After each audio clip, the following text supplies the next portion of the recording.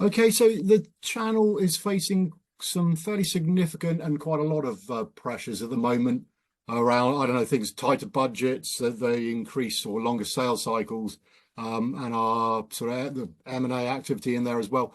So I guess the important thing, or what they need to try and do at least, is to stand out in what's quite a disruptive, competitive, whatever you want to call it, market. Is that a reasonable sort of assessment of the situation? Yeah, no, I'd agree. I think everyone wants to have a differentiator, what's different from one partner to the next. But I think it's important. It is a difficult market at the moment.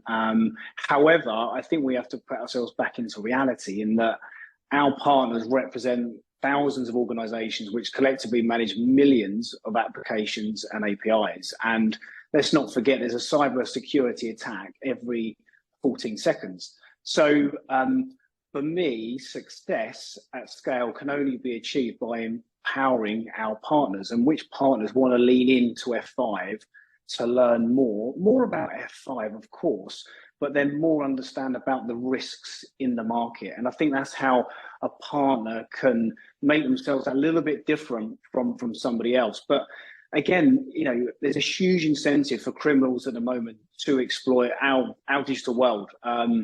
And I think it was only last week, somebody told me that the cybercrime makes more money today than human trafficking, counterfeiting, and drug dealing combined. So again, when we say it's a tough market, this market is not going away. So I think leaning into F5 and other vendors, understanding where the challenges are, where the technology, where the solutions sit, and then almost doubling down on that to really understand it and make and identify yourself in that market. And to say what do you want to be famous for? Because we can try and do too much and we become diluted. So let's find a vertical or a market and then invest time and expertise, because there's still a skills gap, right? We're still seeing that. But I think us taking the fight back to those cyber criminals is really important. Okay, and in terms of standing out, developing the business so that you seem to be, as you say, standing out from the crowd, I think you at F5, you recommend sort of a number of potential ideas, options, whatever, one of them being the need to be channel first. So can you perhaps just explain a little bit about what that is and why it's so important? Yeah, I think it's incredibly important. And it was only yesterday that I presented to our EMEA partners. And these are partners that have just onboarded with F5, individuals within those partners. And there was about 35, 40 people on the call. Tried to make it as interactive as possible. One of the things that I established was to put a poll. And the poll was out to the partners. And that was asking, what's of prime importance to you when you're working with a new vendor, i.e. F5, somebody else? What's of prime importance? And some would suggest that margin would be at the front and center of everyone's minds. And of course, it's got to be profitable. But the top answer of that poll was trust. And I think that comes back to your question, is that if an opportunity is identified from one of our partners, they need to know that they can continue to work, co-sell with the vendor, but not at the last moment. As we have seen in some vendors, it goes direct. Okay, and I think that's really, really important. So F5 prides itself on being a channel-first organization. We cannot be successful without our partner ecosystem. We can only scale with our partner ecosystem. And it only takes one or two situations to challenge that trust. And therefore, we would then be in problems in terms of having our credibility questioned with our ecosystem. So I think channel-first organization, saying it and doing it have to be together. Okay, and one of the other things that's important that F5 talks about, I think, is being laser focused. And if I understand that correctly, that's maybe not going for as many partners as possible, but sort of refining it, but making sure that the partners you do have, you develop a sort of deeper, longer lasting relationship, whatever. So again, perhaps you can just sort of talk us through what that means in practice and again, the importance of it? Yeah, I think that's a really good point, actually, because we don't have in the UK or across my Northwest division, which I'm responsible for, hundreds and thousands of partners. We're not a volume business. And actually, what F5 offers can be seen as very complex. If you listen to our CEO, Francois, he talk about this ball of fire, which I think many customers and many partners can attest to, that the complexity that goes around their application and API security, multi-cloud networking is very, very challenging. So therefore, actually, the parts that we play in the network is not everybody's motivation. And therefore, we might not appeal to some partners. And I think very often I talk to my team about what investment are we going to see from a partner? What's the appetite? And this appetite versus opportunity. And it's not always the top partners that are going to be the top partners for F5. So I think understanding that from the outset, understanding where we fit within the topology, understanding where we fit within challenges within the customers that are with that partner, and then being very laser focused on our attack vector, really. And we have accreditations and certifications which attest itself to be a professional and being able to be standing out, as per your first question, in that particular sector of our particular portfolio. So I think that's really, really important for us. So for me, it's not about the number of partners that we have, it's about the quality that we can produce. And then we can really reinforce, amplify our message and who we are with that particular partner. And again, go for a co-sell motion. And one other thing, which I know everyone sort of certainly talks about it, but whether they actually do it or not, I don't know, is, comes to getting alongside the customers, understanding their pain points, rather than maybe, launching a solution or whatever and saying, here it is, Mr. Customer. But, the right way around is obviously to listen and then develop things according. Just, I guess your thoughts as to how that, does it operate successfully, or do more people really need to understand what that means? And in terms of how you do it, is it sort of regular surveying, contact? How do you make sure, you might think that what the customer pain points are, but how do you actually get to find them out and then, react accordingly? Yeah, I think we've got to be honest to ourselves in that we're a bit biased. We're F5 and we think like F5, and we go into a customer, we think about the challenges and how can F5 help within those challenges. But where the channel is fantastic for us is they've got multiple lines of communication, personas within those particular customers. And quite often they're our eyes and ears for information. But it's important that we work together and we share that information and we share that intelligence. And actually, what's a concern within retail, as an example, may not be a concern in FS&I. So our messaging needs to be tailored and very prescriptive for a particular vertical, or in terms of maybe a particular territory. So how do we do that? It's an interesting part. I suppose two things come to mind. We hold partner advisory councils every 6 months. So we're getting really the stakeholders within our partners to come into a room, and we're going to show some vulnerability. Okay, we don't know everything, and the whole reason is to listen and to learn as to what are you partners seeing in particular markets. And we do that worldwide, but particularly in the Northwest. And I'm out in the Netherlands and the Benelux region in a couple of weeks' time. And we get stakeholders from our business as well. So again, from across the globe, but from marketing, from pre-sale, from customer success. So all areas of the business. And then the other elements, I suppose, is more local, is that we have App World, which is really our showcase every year, where we start to strategize and show our partner and end user community what trajectory we are on within F5. And we have a channel element within that particular day. And back in April, when it was App World in London, I invited some of our end user representatives on stage to ask them certain questions about what are you seeing in the market. So rather than preaching to our channel, let's really uncover, and how do you identify with that opportunity? How do you spot that opportunity? So we've started to really, when we're doing our sales enablement, rather than talking about technology, we're talking about challenges within the customer. What is the customer facing today? Where do they need to save money? What is OPEX, CAPEX?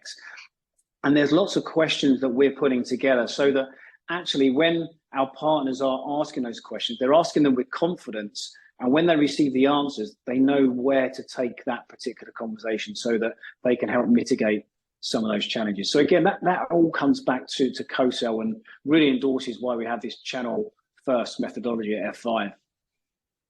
And one other thing, which I guess has manifested itself most obviously with the rise of the MSSPs, there's the opportunity for partners potentially to specialize, and as obviously in that case, cybersecurity is here, there, everywhere, so it's an obviously attractive place.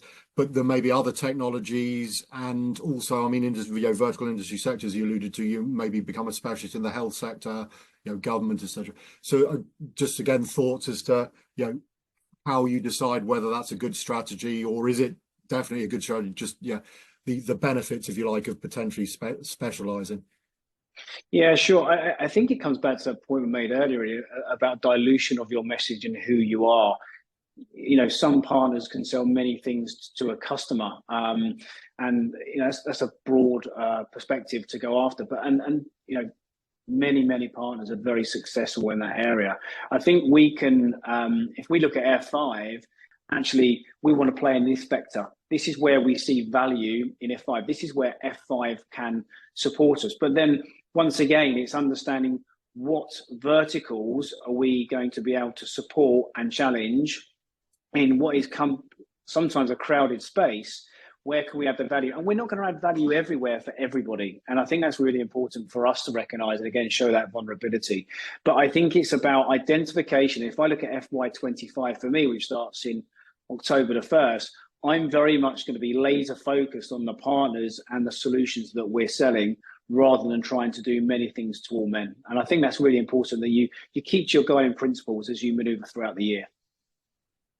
And do you have any sort of advice to offer? So as lots of channel organizations, your partners are obviously aware of what's going on and looking how to develop. I mean, is there a standard way they can understand sort of where they are and where they need to be? Does it vary massively from company to company? And also, particularly with yourselves, I mean, is there a way they can understand which vendors they want to keep with, and maybe some they because I think a lot of them want to consolidate the vendors, not deal with too many, and the sort of questions to ask, or what should they be expecting? So that's quite a lot to ask, but you can sort of unpick it, if that's all right. Yeah, sure. I think there's many questions that we can ask to our partners to make sure that they're on the right trajectory. I think if you look at some of the magic quadrants, is understanding where can you play and where are your skills, where are your expertise. But you talk about consolidation, you talk about complexity, and I think that's where F5 really comes into its own because of our SaaS platform, and we can reduce that complexity within a customer. We can reduce some of the friction that you see within different divisions within customers, because in a multi-cloud networking environment, many people will have applications and APIs that they're unaware of. If you think about your everyday life, even my wife a couple of weeks ago, you've got a subscription here, a subscription there, it's coming out of the bank account. I didn't even know I had those subscriptions. So if you think about a large organization, most organizations on average, I think, have over 250 applications, and then you add on the APIs. So that just creates complexity. And then you almost within the customer, you can get, well, it's your fault, and no, actually it's your fault. And no one wants to take responsibility. So how do you reduce that complexity? How do you reduce that overhead? Is it a CapEx? Is it an OpEx model? So there's lots of questions I think you can ask prior to making those decisions, because once you can answer those questions, then you become more informed as to actually, this is where I want to focus. These are the vendors I want to focus on, and this is the types of technology I want to focus on. But in terms of rationalization, I've seen a great deal of that over the last 12 months with some of our partners. Some of our partners during the advisory council, they said they had about 150 vendors on their line card. Now that's more or less impossible to manage. Some of those would be one-time transactions. But when you go back to the skill set, the skill shortage, and the expertise, and what do you want to be famous for, you see a huge rationalization. And vendors like ourselves can actually do what many of these other vendors do, but just do it through ourselves as F5. So I think that's something in the journey that we will see continue, both within customer and within partner. And maybe just sort of in finishing up, any thoughts you might have on, the channel ecosystem's clearly evolving at quite a rapid pace, and the rise of the MSPs and MSSPs, etc. I'm just wondering, is there anything else you see on the horizon, or is it more of the same? And I suppose we shouldn't ignore the fact that both yourselves and your partners all exist to help end users with all their problems. So how is the the channel ecosystem, if you like, going to evolve to ensure that it's still giving benefit and value to the customer? Yeah, sure. I had an example. I was on a customer call last week, actually, and rarely do I go on a customer calls. It's very much channel and partners. But I was asked to go on this call, and it was very apparent is that a very large organisation in the UK had two very highly skilled F5 engineers at the customer site, but they've since left the organisation. But the customer is not going to replace those two heads. What the customer is asking is for the partner to take over that managed service. So they want somebody to take full control of their estate. So you're going to see managed services becoming more and more important and support the blended margin concept. And I think when I look close to home within F5, particularly in the UK, we've got a couple of partners that are really investing in our technology in a couple of different ways. First, if I can mention, we've got Computacenter that have got a showcase now in London. And this is a fantastic initiative and innovation from a partner in that they're taking the challenge back to the customer. And I think each cloud platform has networking, security, and architectural differences, which presents, as we said, short and long-term challenges as everyone wants to adapt their cloud strategy.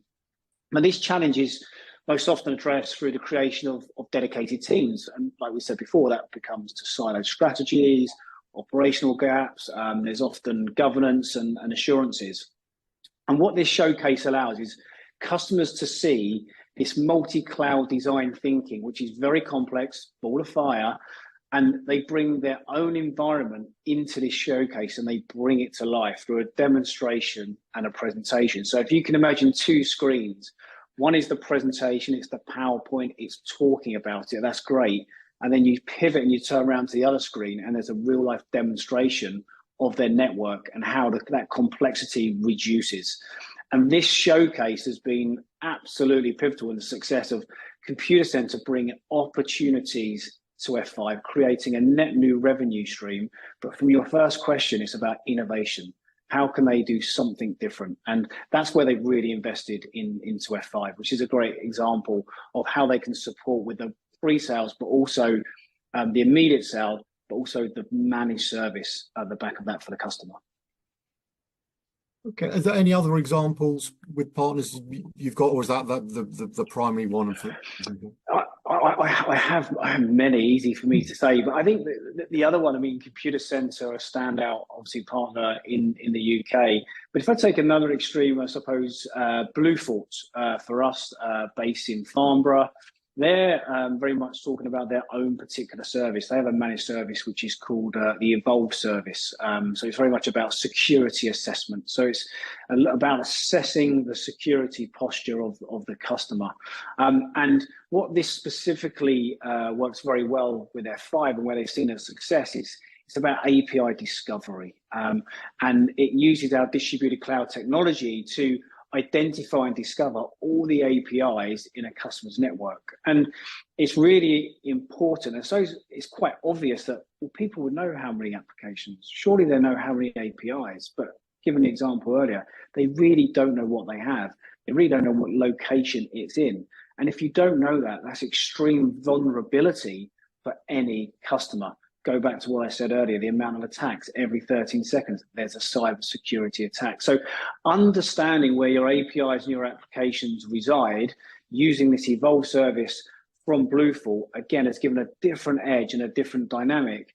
And they are very much an early adopter of our distributed cloud platform where they've seen added success. Okay, perhaps if I can ask one more thing, and you may not be able to share too much, but in terms of the F5 roadmap, are there any sort of highlights to look out for, anything, whether it's sort of channel related or just developing your technology solutions. Anything you can share would be great. Yeah, sure. Always developing, always looking to do more, always listening, of course. We have a strategy day in a couple of weeks' time, which is great. And it's our CEO, Francois, who presents to everybody in F5 and sets out what we are going to achieve in FY25 from a strategy perspective.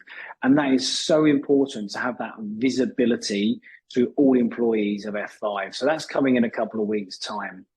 I think we have Connect, which is for us is all F5 sales and marketing coming together and breaking that down by region as to, okay, now we know the strategy, how do we implement that within F5? And then more to my level, I'm very much about which partners are we going to focus on in FY25? Does that differ from FY24? And actually, where do we see huge acceleration in some of those verticals that we spoke about? We've been successful in retail. We've got a very well-established FS&I business. Defense has really, really doubled down for this year. So we see great excitement in that particular region for us for next year. So there's some of I think, the snippets from a commercial perspective. And then obviously from a technology perspective, I think distributed cloud is going to be a force for F5 as we move into FY25. Okay, it's been great to chat and some brilliant insights and thoughts as to what's going on with your sales and your partners and the channel more generally. So, Cole, appreciate your time. Thank you. Great. Thanks for your nice having me.